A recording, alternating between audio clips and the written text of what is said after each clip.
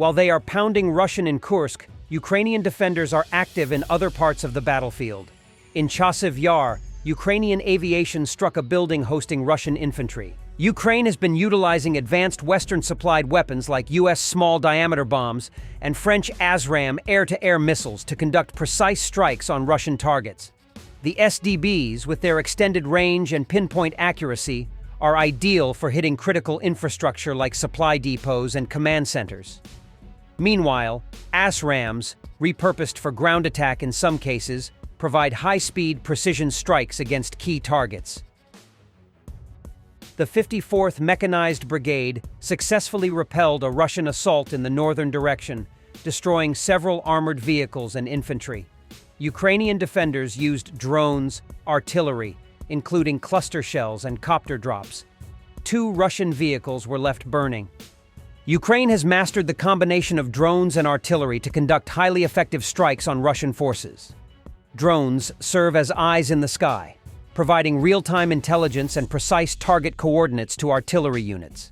This synergy allows for rapid, accurate strikes on high-value targets, such as ammunition depots, command posts, and troop concentrations, often catching Russian forces off guard. The drones also perform secondary roles, including damage assessment and relaying information to refine follow-up strikes. With their affordability and versatility, drones make it possible to sustain pressure on Russian positions while conserving artillery ammunition. This integrated approach has not only maximized Ukraine's firepower, but also exposed gaps in Russian defenses, significantly shaping the battlefield in Ukraine's favor. And the rest of the video is dedicated mainly to the Russian propaganda. Sit back and enjoy. In the video, a Russian woman complains that food has become very expensive in Russia. A lot of people cannot afford to buy butter now, she says. The woman has no idea why this happened. According to Russian media, food prices rose by 50 to 100% over the year. According to the Russian Central Bank, annual inflation amounted to 8.4% officially, but experts predict that things will get worse next year.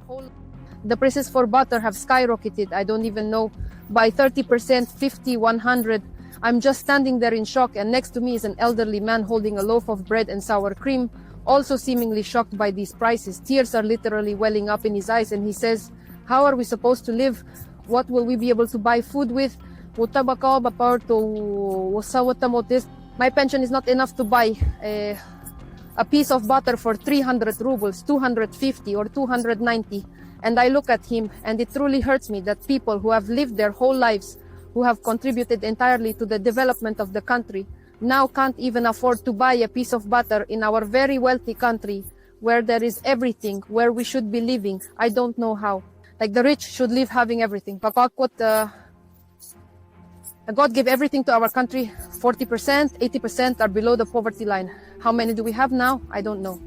With such prices, it seems to me now 90% are below the poverty line, and this survival minimum we have now is just to buy winter shoes and clothing for children now. I don't know, it already takes 20,000 for one child just to buy a winter clothing set. And we started talking, and once again, I'm convinced how Soviet people, yes, have retained some broad-mindedness.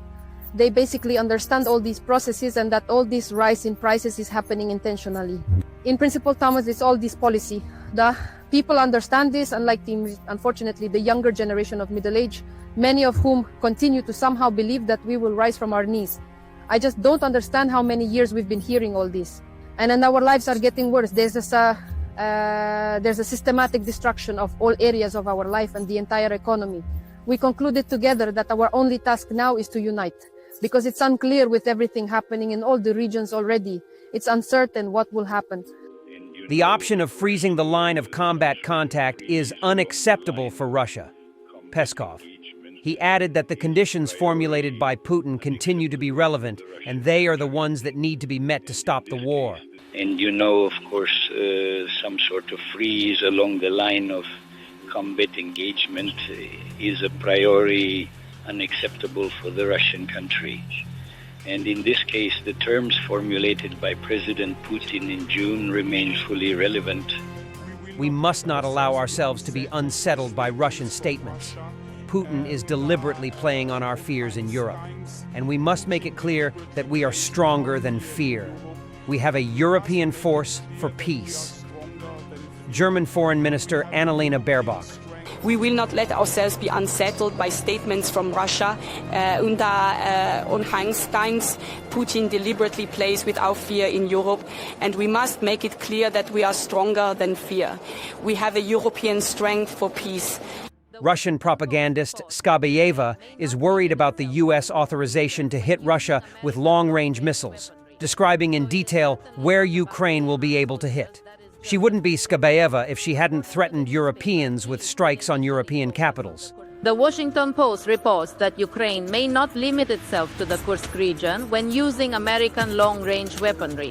So it is certainly not about TNR soldiers, that is just a pretext. According to the newspaper, Kyiv will initially focus on the Kursk region and its surroundings. And after gauging the reaction, it will start launching additional strikes. The publication Axios just confirmed that the decision to lift restrictions on strikes against Russia was communicated to Kyiv 3 days ago, and a chain reaction immediately followed from the United States. France and Britain granted permission to use long-range missiles on Russian territory, but in this case, as he says, there are exclusively media reports, specifically from the French newspaper Le Figaro. Ukraine is allegedly able to carry out strikes with Scalp and Storm Shadow missiles, which have a range of 450 kilometers. Permission from Germany for the supply and use of the German Taurus missile has not yet been obtained. Regarding the American attacks, they come in various modifications. The focus, of course, is on the range. The maximum, which is in the hands of the Kiev terrorists, is 305 kilometers. If we assume that permission will be granted to use these weapons not only on the Kursk region but on any other location on the map of Russia that these missiles can reach, then the attacks could theoretically extend to Rostov-on-Don, Bryansk, Smolensk region, and Kaluga. In the strike zone, if we believe Western propaganda, there are 245 military targets and 16 military airfields. As far back as September, Putin stated that long-range weapon strikes would mean NATO's participation in the war against Russia. So does that mean densely populated European capitals should prepare themselves? Thanks for watching, and don't forget to subscribe. Also, if you want to support Warthog Defense, please become our member and get early access to new videos, exclusive members-only videos, and become administrator in comment section. The membership link is in the description. Every day. We had a guy last week, it's 6 rescues in 6 days. You know, he's doing the job every day.